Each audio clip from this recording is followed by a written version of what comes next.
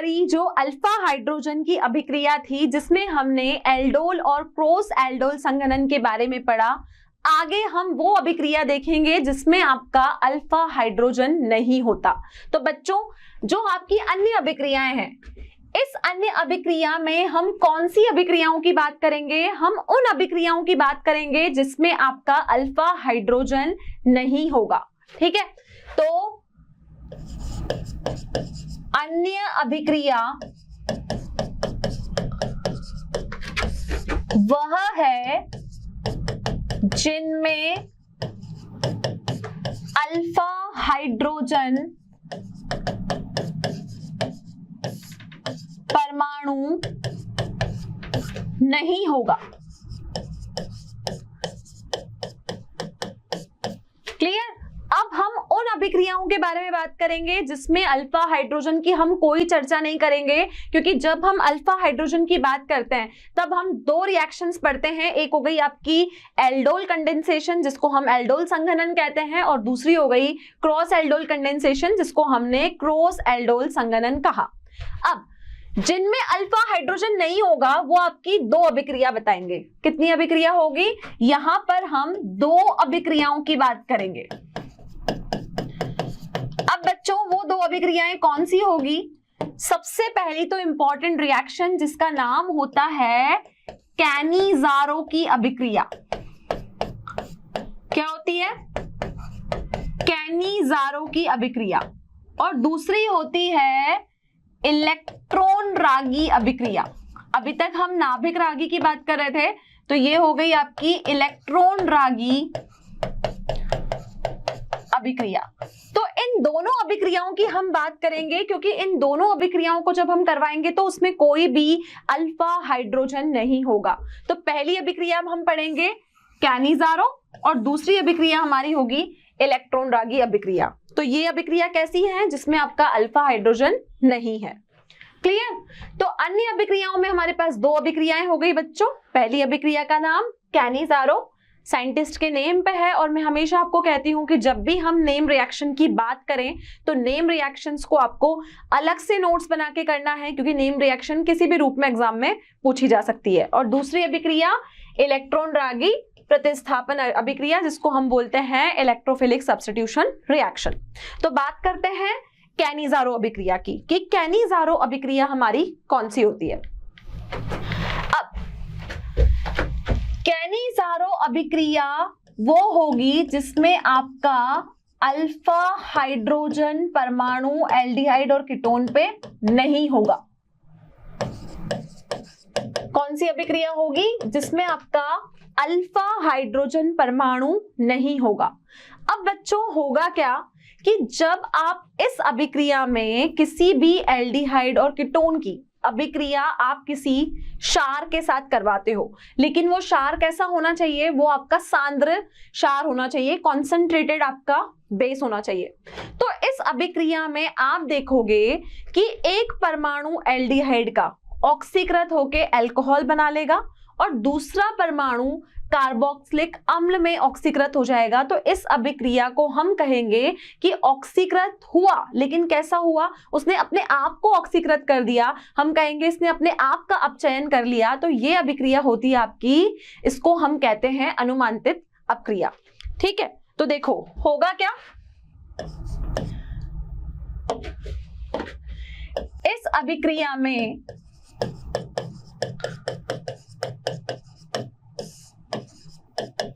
Aldehyde का एक परमाणु ऑक्सीकृत होकर अल्कोहल बनाएगा। क्या बनाएगा? अल्कोहल बनाएगा। ठीक है, और आपका दूसरा परमाणु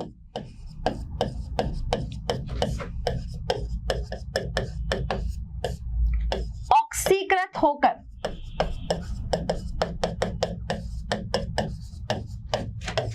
कार्बोक्सिलिक लवण बनाएगा, कार्बोक्सिलिक सॉल्ट बनाएगा। क्लियर है इतना? तो इसका मतलब एल्डिहाइड का एक परमाणु अल्कोहल बना रहा है, एल्डिहाइड का दूसरा परमाणु कार्बोक्सिलेट का सॉल्ट बना रहा है, इसका मतलब मुझे लेने कितने पड़ेंगे, मुझे एल्डिहाइड के 2 परमाणु यहाँ पे लेके चलने पड़ेंगे। तो देखिए बच्चों, यहाँ पर ये अभिक्रिया कैसी हुई, ये स्व ऑक्सीकृत हुआ। क्या हुआ, हम इसको बोलेंगे स्व ऑक्सीकृत हुआ, या फिर हम कहेंगे यह कैसा हुआ, यह आपका अपचयित हुआ। तो आप करोगे क्या, देखिए यहाँ पर आपने लिया यहाँ पर HCHO, ठीक है, HCHO आपका होता है फॉर्मल्डिहाइड, HCHO आपको एक और लेना है। मैंने बोला कि यह अभिक्रिया किसकी उपस्थिति में होगी, ये आपकी सांद्र क्षार की उपस्थिति में होगी। क्या लेना पड़ेगा, सांद्र क्षार। सांद्र क्षार का मतलब है कि मैं इसकी अभिक्रिया में क्या लूं, यहां पर मुझे लेना पड़ेगा सांद्र KOH। सांद्र KOH को लेने के बाद आपका जो पहला एल्डिहाइड है वो तो आपका अल्कोहल बना लेगा, और दूसरा एल्डिहाइड आपका कार्बोक्सिलिक लवण में ऑक्सीकृत हो जाएगा।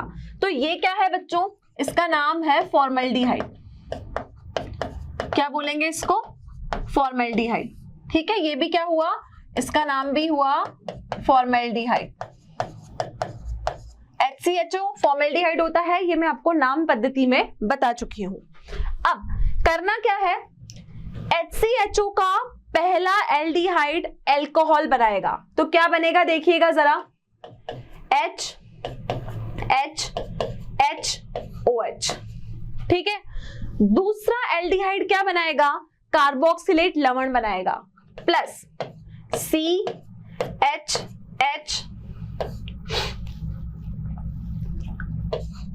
ओके, और यहां पर O। क्लियर।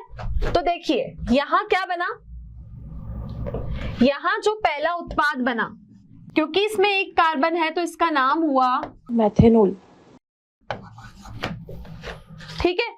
और यहां पर ये बना CH2C डबल बॉन्ड OK, तो ये जो बना ये आपका बना कार्बोक्सिलेट का क्या, कार्बोक्सिलेट का लवण। तो इसको हम क्या बोलेंगे,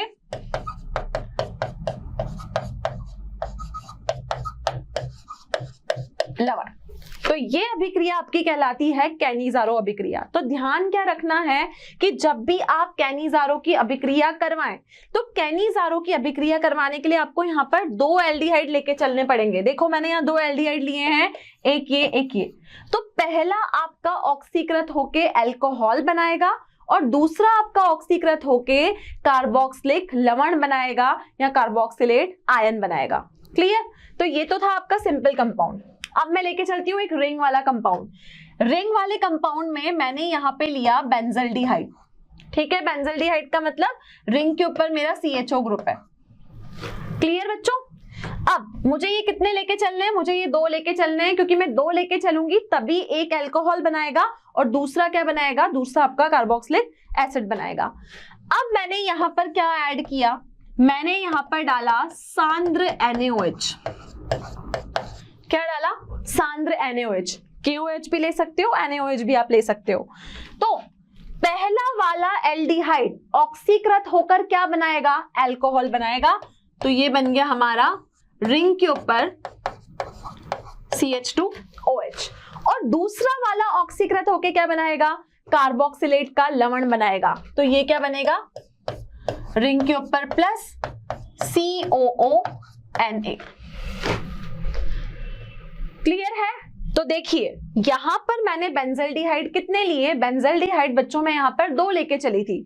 2 बेंजल्डिहाइड लेने के बाद मैंने क्या देखा, मैंने ये देखा कि पहला वाला तो ऑक्सीकृत हुआ और उसने अल्कोहल बनाया। देखिए रिंग के ऊपर आपका CH2OH है, ठीक है।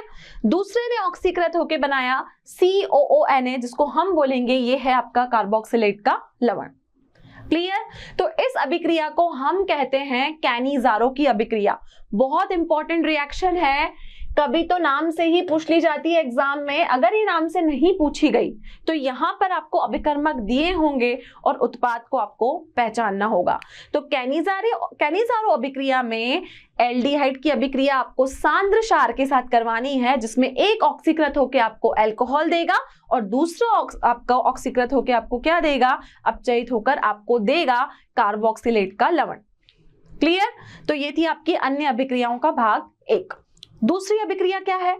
दूसरी अभिक्रिया आपके पास है इलेक्ट्रॉन रागी प्रतिस्थापन अभिक्रिया। इलेक्ट्रॉन रागी मुझे बताने की जरूरत नहीं है, क्योंकि मैं चैप्टर 10 से ही नाभिक रागी और इलेक्ट्रॉन रागी बार बार टर्म यूज कर रही हूं, तो सब बच्चों को क्लियर है कि नाभिक रागी और इलेक्ट्रॉन रागी आखिर में होता क्या है। तो हमें यहाँ पर क्या पढ़ना है, हमें एल्डिहाइड के अंदर इलेक्ट्रॉन रागी प्रतिस्थापन देखना है। तो बच्चों, जब आप इलेक्ट्रॉन रागी प्रतिस्थापन की बात करते हो तो आप हमेशा यहाँ पर एरोमेटिक कंपाउंड्स की बात करोगे। यहाँ हम कुछ भी एलिफेटिक नहीं लेंगे, हम एरोमेटिक की बात करेंगे। तो हमेशा इलेक्ट्रॉन रागी प्रतिस्थापन अभिक्रिया एरोमेटिक बेंजीन के लिए ही होगी। किसके लिए होगी? एरोमेटिक बेंजीन के लिए होगी। तो जब ये अभिक्रिया आपकी एरोमेटिक बेंजीन के लिए होगी तो आप क्या देखोगे यहाँ पर आप इस अभिक्रिया में देखोगे कि हमेशा जो उत्पाद बनेगा वो आपका कैसा होगा, वो हमेशा मेटा निर्देशित होगा, और जो चीज मेटा निर्देशित होती है उसको हम एक्टिव नहीं मानते। तो हम बोलेंगे कि यहां जो उत्पाद बनेगा वह इलेक्ट्रॉन रागी प्रतिस्थापन होने की वजह से कैसा निर्देशित होगा? मेटा निर्देशित होगा। कैसा बनेगा उत्पाद? उत्पाद आपका बनेगा मेटा निर्देशित। क्लियर इतना? तो देखिए अभिक्रिया होगी कैसे। आपको सबसे पहले यहां पर लेना है बेंजल्डिहाइड। ठीक है, बेंजल्डिहाइड का मतलब हुआ कि आपका रिंग के ऊपर CHO, यही हुआ। इसको हम कहते हैं बेंजल्डिहाइड।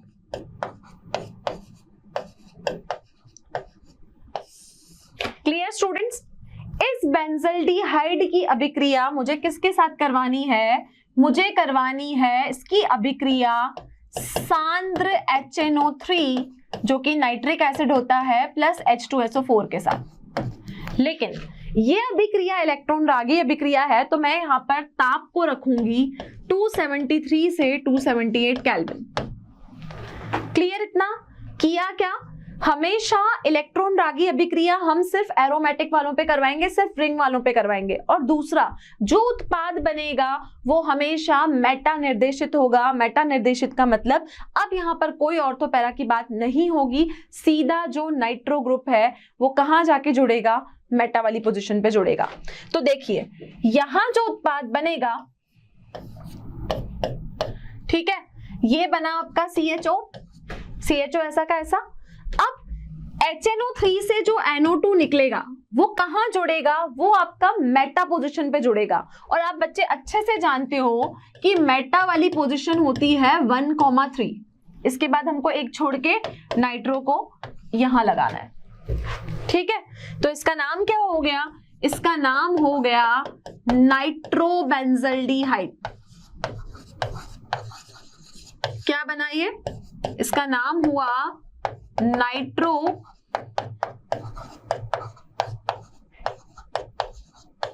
बेंजल्डिहाइड। क्लियर है स्टूडेंट्स? क्या किया हमने एक एरोमेटिक कंपाउंड लिया, उसकी अभिक्रिया हमने सांद्र HNO3 प्लस H2SO4 के साथ 273 से 278 केल्विन पे करवाई। तो जो नाइट्रो ग्रुप होगा वो कैसा होगा? वो एक्टिव नहीं होगा, वो कोई ऑर्थो पैरा पोजीशन पे जाके नहीं लगेगा। वो कैसा है? वो इलेक्ट्रॉन रागी प्रतिस्थापन अभिक्रियाओं के प्रति मेटा निर्देशित है। इलेक्ट्रॉन रागी का मतलब होता है इलेक्ट्रॉन से प्यार करने वाले। तो इलेक्ट्रॉन से प्यार कौन करेगा? इलेक्ट्रॉन मतलब नेगेटिव से प्यार करने वाले। तो नेगेटिव पोजीशन उसको कहाँ मिलेगी? अब उसको मेटा पे मिलेगी। तो NO2 आपका वहीं जाके जुड़ेगा, इसलिए ये कैसा निर्देशित है? ये आपका मेटा निर्देशित है। तो ये आपकी दो अन्य अभिक्रियाएं थी, एल्डोल संघनन और क्रॉस एल्डोल संघनन के अलावा, जिसका नाम था कैनिज़ारो की अभिक्रिया और आपकी इलेक्ट्रॉन रागी प्रतिस्थापन अभिक्रिया। इसमें दोनों अभिक्रिया में हमारे पास में कोई अल्फा हाइड्रोजन नहीं है। तो अल्फा हाइड्रोजन की बात हम जब भी करेंगे तो हमारे दिमाग में आना चाहिए कि हमें एल्डोल संघनन और क्रॉस एल्डोल करवाना है। और अगर अल्फा हाइड्रोजन नहीं है तो कौन सी अभिक्रिया होगी? या तो कैनिज़ारो या फिर इलेक्ट्रॉन रागी। क्लियर है? तो ये थी आपकी सारी रासायनिक अभिक्रिया। आगे हमारे पास एक छोटा सा टॉपिक और है, हम जब भी एनसीईआरटी को ओपन करते हैं तो कुछ भी चीजें अगर बॉक्स में लिखी होती है या उपयोग होते हैं उनको हम छोड़ देते हैं, पर हमें एनसीईआरटी की कोई भी लाइन को छोड़ते हुए नहीं चलना है, क्योंकि एग्जाम में क्वेश्चन आपका कहीं से भी बन सकता है। तो हमारे पास एक छोटा टॉपिक और है जो है, तो बच्चों अब हम देखेंगे कि एल्डिहाइड और कीटोन का हमारे दैनिक जीवन में कहां कहां पर उपयोग है, और ये हमारा एल्डिहाइड और कीटोन का लास्ट टॉपिक होने वाला है, क्योंकि इसके बाद हम जो भी चर्चा करेंगे वो सिर्फ हम कार्बोक्सिलिक अम्लों के बारे में करेंगे। तो बच्चों हमें यहाँ पर उपयोग किसका देखना है, हमें उपयोग पढ़ना है एल्डिहाइड और कीटोन का। क्लियर? तो उपयोग हम देखेंगे एल्डिहाइड और एवं कीटोन का।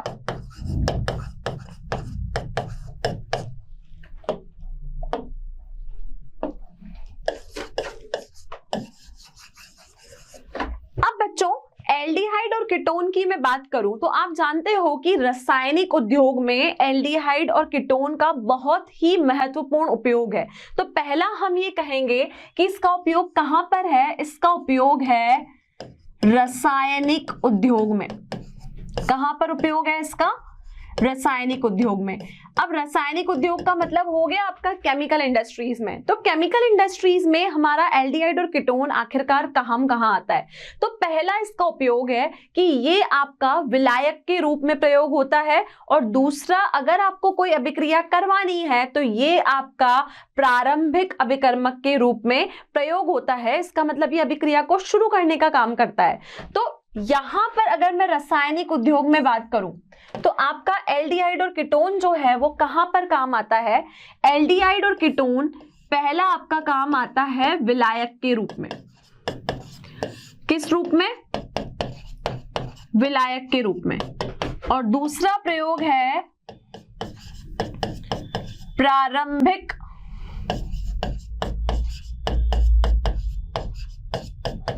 अभिकर्मक के रूप में। तो यहां पर इसके दो उपयोग हैं, एक आपका विलायक के रूप में और दूसरा आपके प्रारंभिक अभिकर्मक के रूप में। क्लियर इतना? तो यहां पर रासायनिक उद्योग में एल्डिहाइड और कीटोन का बहुत ही महत्वपूर्ण उपयोग है। अब बच्चों मैं दूसरे उपयोग की बात करूं, अगर मैं कहूं कि मैंने फॉर्मल्डिहाइड को 40% फॉर्मल्डिहाइड का सॉल्यूशन जल में मिक्स कर दिया, क्या लिया? 40% फॉर्मल्डिहाइड।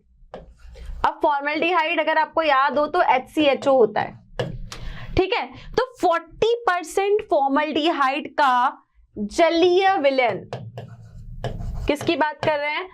40% फॉर्मल्डिहाइड का जलीय विलयन मतलब पानी में घुला हुआ सॉल्यूशन, इसका आपका कहां पर प्रयोग है? अगर आपका 40% फॉर्मल्डिहाइड जलीय विलायक है तो जलीय विलयन 40% फॉर्मल्डिहाइड को हम कहते हैं फॉर्मेलिन। फॉर्मेलिन क्या कहते हैं? इसको हम कहते हैं फॉर्मेलिन। अब ये फॉर्मेलिन कहां काम आता है? आपकी जो जैविक विज्ञान होती है वहां पर कुछ परीक्षण करने के लिए फॉर्मेलिन काम में आता है। आगे जाके आप इसी कक्षा में एक चैप्टर पढ़ोगे पॉलीमर, उसमें हम पढ़ेंगे कि एक प्लास्टिक होता है जिसका नाम होता है बेकेलाइट, जिसको बनाने के लिए हम फॉर्मल्डिहाइड का ही प्रयोग करते हैं। तो ये जो 40% फॉर्मल्डिहाइड का जलीय विलय है इसको हम फॉर्मेलिन कहते हैं। और ये फॉर्मेलिन कहाँ काम आता है? पहला उपयोग है इसका जैविक परीक्षण करने में, और इसके अलावा जैविक परीक्षण के अलावा ये कहाँ काम आता है? ये काम आता है बेकेलाइट बनाने में। बेकेलाइट एक तरीके का प्लास्टिक होता है, बेकेलाइट के निर्माण में।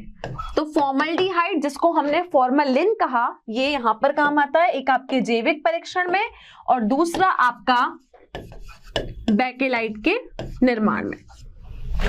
क्लियर इतना? चलिए अब एक एल्डिहाइड आपने पढ़ा था, इसका नाम था बेंजल्डिहाइड। क्या नाम था? बेंजल्डिहाइड। अब बेंजल्डिहाइड का मतलब होता है कि ये जो आपके बेंजीन की रिंग है ना, इसके ऊपर आपका CHO ग्रुप, इसको हम बेंजल्डिहाइड कहते हैं। इस बेंजल्डिहाइड का हमारे दैनिक जीवन में या फिर हमारे औद्योगिक जगत में कहां पर प्रयोग है?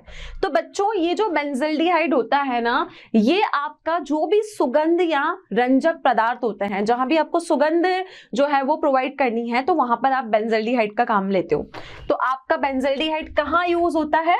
ये होता है आपके सुगंध और रंजक योगजों में। जहां भी हमको सुगंध और रंजक प्रोवाइड करनी है वहां पर हम इस बेंजल्डिहाइड का प्रयोग करेंगे। क्लियर इतना? चलिए, इसके अलावा हमारे एल्डिहाइड और कीटोन और कहां पर प्रयोग में लिए जाते हैं? बच्चों आपने नाम सुना होगा एक एसीटोन का, ठीक है। एक मैंने आपको बताया था इथाइल मिथाइल कीटोन, ये सब कीटोन के नाम है।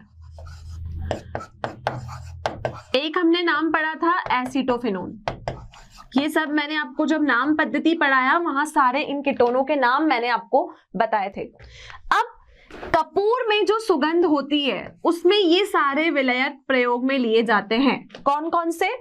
एसीटोन, इथाइल मिथाइल कीटोन और आपका एसीटोफेनोन। तो ये सारे जितने भी मैंने कीटोन के नाम लिखे हैं ये कहां पर प्रयोग में होता है? ये आपका कपूर की सुगंध में ये सारे आपके कीटोन पाए जाते हैं। इतना क्लियर? इसके अलावा आपका एक और एल्डिहाइड होता है जिसका नाम होता है एसिटल्डिहाइड, वेनिल्डिहाइड, जिसको हम कहते हैं वेनिलिन भी कहते हैं। इन सब का उपयोग आपका औषधियों के रूप में किया जाता है। अगर औषधियों को बनाने के लिए कोई हमको प्रारंभिक अभिकर्मक चाहिए तो हम एसिटल्डिहाइड का प्रयोग करते हैं। एक होता है आपका एसिटल्डिहाइड, एक होता है आपका वेनिलिन। तो इनका प्रयोग, इन दोनों का प्रयोग हम कहाँ करेंगे? इन दोनों का प्रयोग हम औषधि जगत में करेंगे। औषधि मतलब दवाई बनाने में। दवाई बनाने में इन अभिकर्मकों का हम मुख्य रूप से प्रयोग करते हैं। तो ये था आपका एल्डिहाइड और कीटोन का हमारे दैनिक जीवन में और औद्योगिक जगत में हमारा क्या क्या रोल है। तो आप देखो, जहां भी आपको सुगंध की आवश्यकता है, जिन भी चीजों में सुगंध आपको चाहिए वहां पर आप एल्डिहाइड और कीटोन का प्रयोग करते हो। इसके अलावा आपकी रासायनिक उद्योग में, आपका औषधि जगत में, जैविक विज्ञान में, हर जगह इनका उपयोग है। सबसे इंपॉर्टेंट 40% फॉर्मल्डिहाइड का जलीय विलय फॉर्मलिन कहलाता है, जिसको हम बैकेलाइट बनाने के काम में लेते हैं। क्लियर है? तो ये एल्डिहाइड और कीटोन की जो चर्चा है हमारी वो आज यहाँ पर खत्म होती है। तो अब हम एल्डिहाइड और कीटोन को और नहीं पढ़ेंगे क्योंकि हम इनके भौतिक गुण, इनको बनाने की विधियां, इनकी रासायनिक अभिक्रिया सब कुछ समझ चुके हैं। तो हम अगले लेक्चर में स्टार्ट करेंगे अपना नया फ्रेश न्यू टॉपिक जिसका नाम है कार्बोक्सिलिक अम्ल। और कार्बोक्सिलिक अम्ल में भी हम सभी मुद्दों पे बात करेंगे। पहले हम उनका नामकरण सीखेंगे, फिर हम उनके भौतिक और रासायनिक गुणधर्म देखेंगे और उसके बाद हम उनको बनाने की विधियां देखेंगे। क्लियर? तो बच्चों आज का लेक्चर हमारा यहीं कंप्लीट होता है। और इस चैप्टर से रिलेटेड अगर आपको कोई भी स्टडी मटेरियल, क्वेश्चंस या डीपीपी की रिक्वायरमेंट है तो आप डाउनलोड कर सकते हैं हमारा मोशन लर्निंग ऐप। तो नेक्स्ट लेक्चर में हम फिर मिलेंगे। Thank you so much, have a great day and stay connected with us.